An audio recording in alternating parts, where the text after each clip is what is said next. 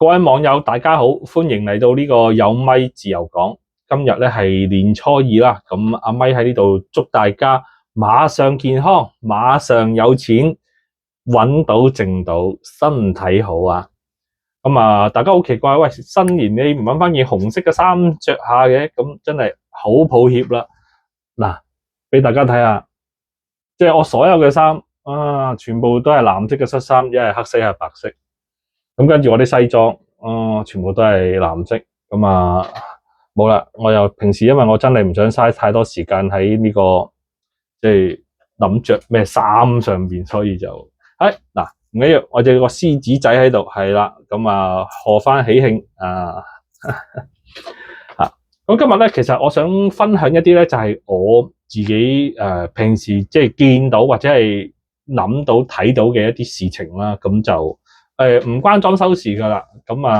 課翻一啲就係平時睇開我頻道，因為即係我見到都係大概40零歲以上比較多啲嘅朋友啦。睇翻一啲我平時因為即係裝修或者啲咩冇講嘅嘢，今日就唔係講裝修。係啦，首先第一樣嘢講咩咧？就係講嗰個比特幣或者係穩定幣啊。以下唔係有任何嗰啲咩投資建議，乜都唔係嘅。咁大家有冇發覺一樣嘢咧？就係即係比特幣啊，或者啲咩幣咧，其實平時你用起嚟咧，或者係根本好似冇乜用咁，成日都話佢係嗰個咩避險資產啊，又或者係即係對價值嘅黃金啊、K 卡咁樣。咁黃金一升到咁樣，咁佢都跌到咁咩嘅喎？咁大家有冇即係疑惑咧？究竟咁佢嚟做乜嘢？咁都好似冇乜用咁。對於我哋日常嘅生活嚟講，除咗嚟炒係啦。嗰啲幣其實唔係俾你哋用嘅，比特幣、穩定幣或者係其他嗰啲虛擬貨幣根本就唔係俾你哋用嘅，係俾日後未來 AI 用嘅。咁樣諗我哋平時去買嘢呢張八達通又或者係用 Visa 咁樣呢一啲咁啲叫電子交易啦。咁其實你問我足唔足夠，其實我覺得係好足夠嘅。咁但係如果對比起日後有 AI 代理人嘅時候，佢去幫你做嘢，或者係佢要去交易嘅時候，講緊可能係1秒10單、100單或者係1000單咧，咁你就會明白，哇！平時嗰個即係信用卡或者 Pay 嗰啲嘢咧，嗰個速度咧，其實對於佢嚟講係太慢。另外就係嗰個幣嗰個小數點後邊佢可能某個 AI 係要揾另外一個 AI 去買一樣嘢嘅時候，可能去買幅圖嘅時候啦，即係可能佢自己唔做啦，揾人嚟做啦，佢哋都會咁樣。咁可能係小數點後0.00001個比特幣咁你正常個法定貨幣你點樣去交易咧？你係交易唔到噶嘛所以如果你去諗日後呢個啲幣係攞嚟做咩？係俾 AI 用嘅時候咧，你就會覺得咦係喎。係咁樣用㗎喎。咁最近港府一路喺度推行，或者一度即係講緊就係嗰個即係電子貨幣，即係嗰個穩定幣係啲乜嘢嚟咧？其實就係人類嘅嗰個法定貨幣同埋電子貨幣嘅嗰個轉換，真正電子貨幣嘅嗰個轉換。因為你依家你用信用卡都好啦，佢個轉換其實都係你嘅法定貨幣咁如果你日後要用到 AI 去幫你買嘢或者係 credit card 嗰啲咧，嗰啲幣就有用啦。所以呢個係第一樣嘢，我想同大家即係分享下我自己嘅睇法，就係原來啲幣係攞嚟咁樣用嘅喎，唔係話攞嚟炒攞嚟呢樣嗰樣嘢咁跟住後邊就喺度講緊一樣嘢，就係話喂，有咗 AI 之後，我哋嘅資源就會無限噶啦，我哋可以唔使做嘢噶啦，即係我哋乜嘢都唔使實做可以任食啲車無限量，即係唔使錢樓可以任住或者係其他嗰啲嘢，究竟係咪真係嘅咧？咁以下咧，其實我用幾個方面咧，同大家即係去傾下，即係交流一下，睇一睇咁我從衣食住行呢幾方面先，衣着嘅衫係啦。咁我哋人類嚟講係幾時開始真正話哇啲衫真係好多到哇成個衣櫃都係嘅，因為以前冇需要做咁大個衣櫃噶嘛，就係由尼龍呢一樣產品開始。尼龍咧係美國杜邦即係個公司咧喺呢個1935年咧2月28號發明嘅，即係到依家嚟講咧，其實未夠100年杜邦啊，就係生產 Corian 嗰間公司係由嗰陣時開始咧，呢啲即係嗰啲冬天咧，成身都噼里啪啦咁樣咧即係因為膠嚟噶嘛，佢膠嚟嘅咁樣，跟住就同啲身體產生個靜電咧，所以啲人咪話，即係你成日都噼里啪啦嗰個係窮人啊嘛，啲有錢人係着棉噶嘛，棉就冇咁容易產生呢個靜電啊嘛，所以啲衫喺嗰陣時開始先至開始腐竹嘅。食大家冇經歷過上一代嗰啲嘢啦，咁即係喺我個印象中，其實我都冇捱過肚餓嘅。咁就係由幾時開始咧？係由呢個袁隆平先生喺呢個1970年咧發現咧呢個雜膠水稻嘅咁正式喺呢個雜膠水稻即係大規模去種植嘅時候咧，係1976年至今嚟講啱啱好今日係50年咁大家先開始哇啲嘢食開始豐富啦即係唔使話即係大饑荒或者再捱肚餓，因為喺中國即係農耕社會嚟講咧，幾千年其實成日都會發生啲饑荒天災人禍咁樣，即係唔夠嘢食咁樣嗰啲嘢。咁除去呢個戰爭啦，其實呢個即係咁多年嘅和平咧，都係令到呢個即係食物豐富嘅其中一個原因嚟嘅。住咁住係幾時咧？就係由呢個1824年咧由呢個約瑟夫咧就發明咗呢個現代嘅水泥咁跟住先開始喺19世紀嘅中期大規模去應用咧咁先至令到我哋今日住嘅呢啲樓房就唔係嗰啲咩木屋或者係嗰啲石砌嘅屋咁樣先可以起到咁高嘅。咁中國咧其實真正嘅水泥廠咧喺1889年咧先係第一間即係成立嘅啫。咁至今由發明水泥到依家，其實係200年到真正應用嘅話，都係100幾年嘅啫。咁但係整體嚟講，我哋喺近代嘅呢100年至200年左右咧，係已經解決咗呢個衣食住係啦。行係咩咧？行嘅話，其實最近高鐵啦但係高鐵即係喺世界嘅應用，即係喺中國嘅應用嚟講，係近呢20年咁飛機啦，飛機可能後生嗰一輩唔知道，就係以前老嘅時候即係要去一去歐洲法國嗰啲機票貴到不得了。但係我個人嘅深切體會就係我啱啱同班朋友去完歐洲啦，咁連埋食宿連埋飛機票去到法國、德國、瑞士呢啲幾多個國家，7、8個國家都係2萬幾蚊，係咪好誇張？以前2萬幾蚊，你去來回法國嘅機票都未得所以其實呢個行個成本喺近呢50年裏邊係大大咁降低。更甚者就係依家馬斯克講緊嘅就係太空嗰啲火箭回收即係射咗上去之後仲可以收翻嚟繼續用嘅咁近代呢即係100年啦，即係人類其實係解決咗呢個衣食住行呢幾方面嘅嘢。咁你話唔係喎，仲有啲人冇屋住喎，仲有啲人即係非洲嗰啲捱肚餓，或者係仲有好多人喺呢個貧窮線底下，呢個唔關事，呢個係資源分配嘅問題，唔係嗰個產能唔夠而家人類嗰個產能係已經可以解決整個世界嘅人類嘅衣食住行啦。當然唔係話講緊就係話要食好啲嗰啲咩？大家有冇發覺一樣嘢咧？就係即係喂，去邊度食嘢食啲乜嘢大家諗唔到食乜嘢，因為個生活太富足啦。好似我細個嗰陣時咧，即係要食一次咕嚕肉咧，可能真係要即係1個月出去食一次酒樓嗰啲先會有咕嚕肉食嘅。咁但係依家可能1個星期1、2日已經可以去酒樓，反而個咕嚕肉我都唔中意食，我唔中意點，食得太多啦。就等同依家嗰個物質，你覺得唔係好豐富或者係唔夠嘅時候，並唔係佢唔夠，唔係唔豐富咯，而係你擁有嘅太多，即係好似嗰個皇帝蟹咁樣。8號188蚊一斤，跟住就198、208，好似依家268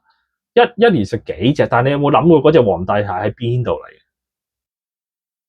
喺深海啊，喺冰唔知邊度冰嗰度嚟嘅，仲要嚟到仲要生勾勾嘅，所以諗下，其實依家人類嗰啲嘢係幾咁誇張。咁我講咁多呢啲嘢嚟做乜嘢？喂，如果你衣食住行關嗰啲 AI 嗰啲咩事咧？其實呢個最大一個問題就係咧，人類嘅生存咧係要食飯，而 AI 嘅生存咧係用電嘅。大家個生存嘅基本個邏輯都係唔一樣，就等同人類嘅法定貨幣究竟係啲咩？錢係啦，錢究竟係啲咩咧？佢買嘅嗰啲嘢，佢背後係啲咩？其實係生產力。一個國家嘅嗰個貨幣去到最後，其實係嗰個國家嘅嗰個勞動力，買嘅就係嗰個國家生產嘅嘢嚇。咁 AI 要食電嘅，咁關要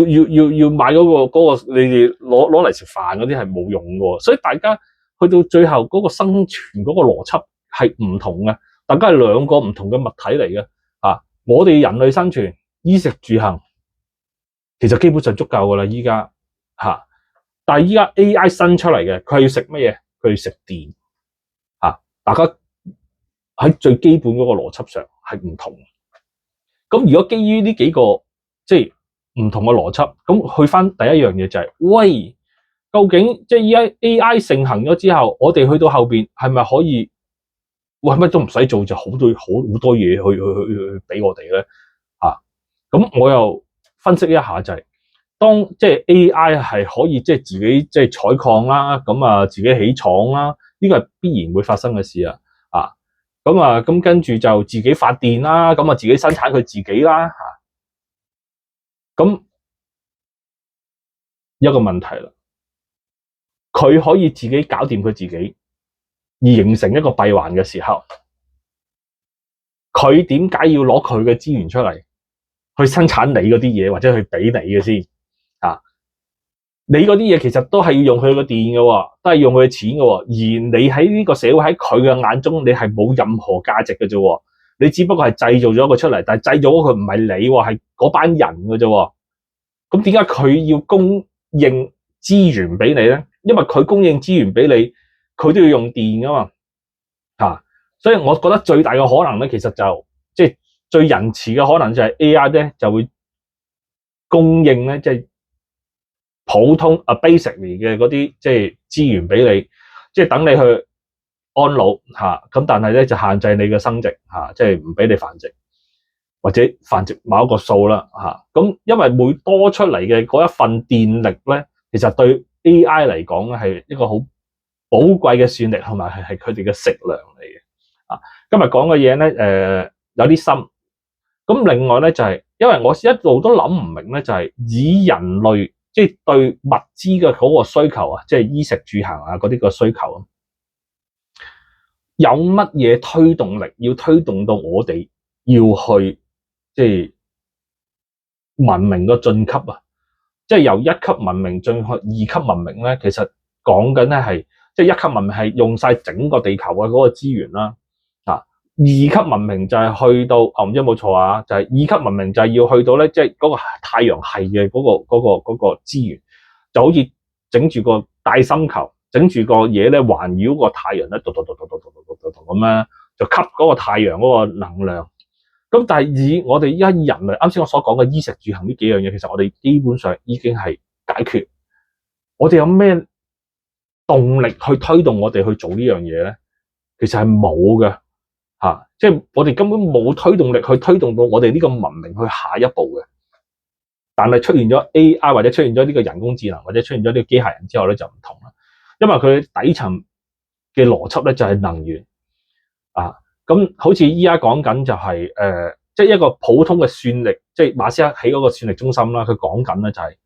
講緊係要兩個美國所有2025年發電嘅總量，兩個美國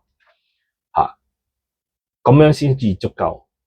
咁我突然間睇到呢個報道之後，我就諗明白一樣嘢，就係原來要推進下一個文明，唔係我哋人類嗰個需要咯，而係另外一個物種需要嚇，因為佢哋需要電力啊嘛。而普通即係地球入邊即係運行嘅嗰個能量咧，其實係唔足以佢哋繼續發展落去。如果佢哋要壯大佢哋嘅族群，依家講緊係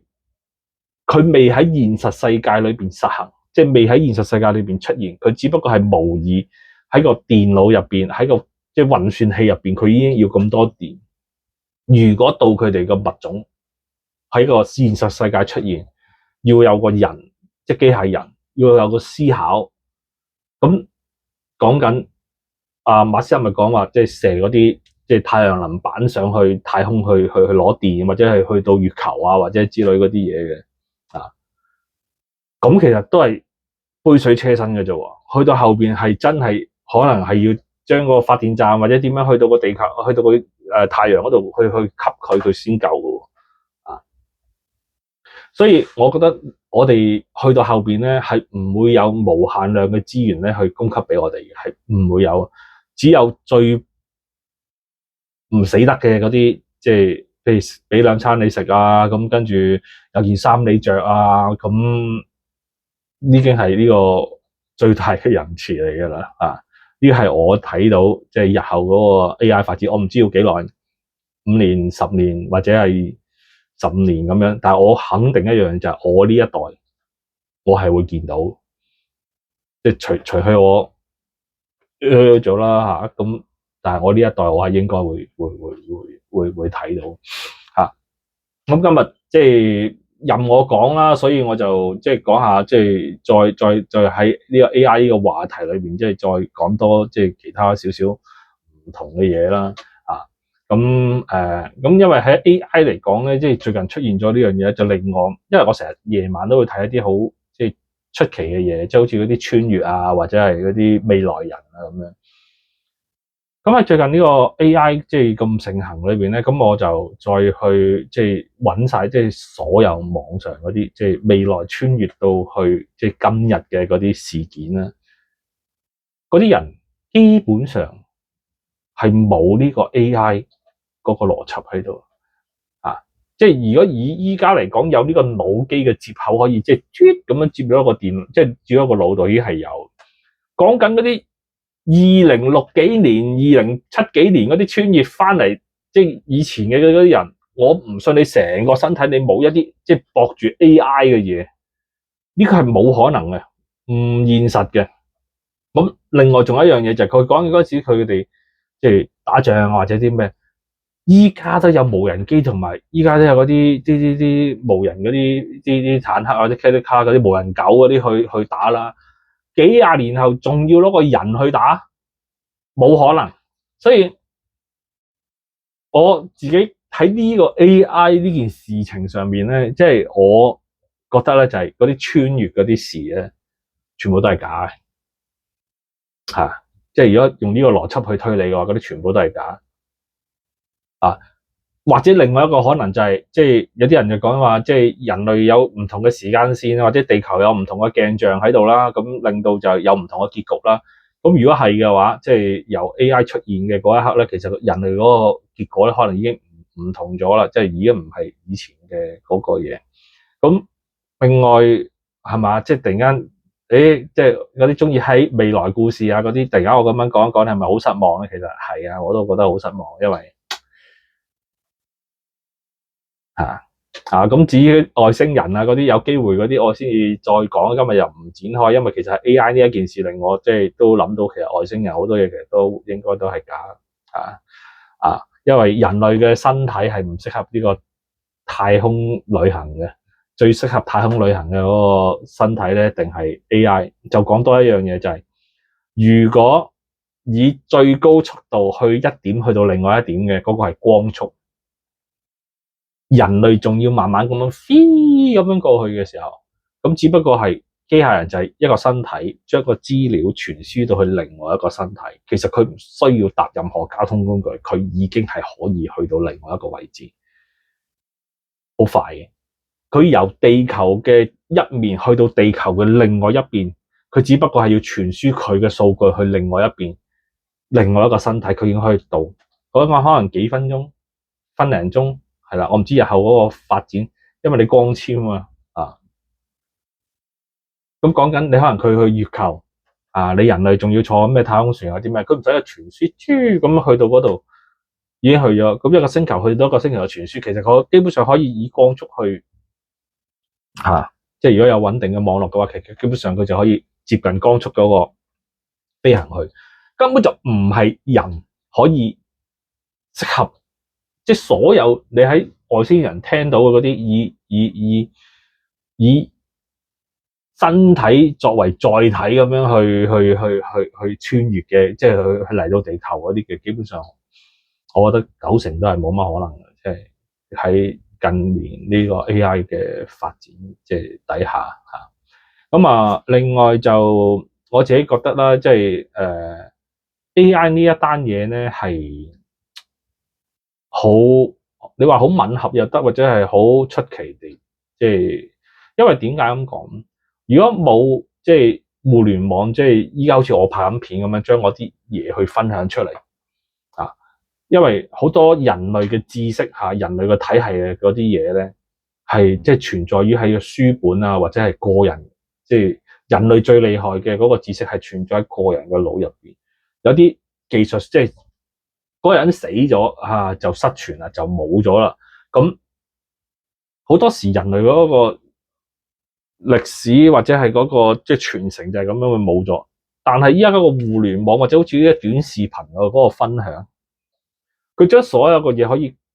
放咗喺個網上邊，而打破咗一樣嘢就係你嗰個分享欲。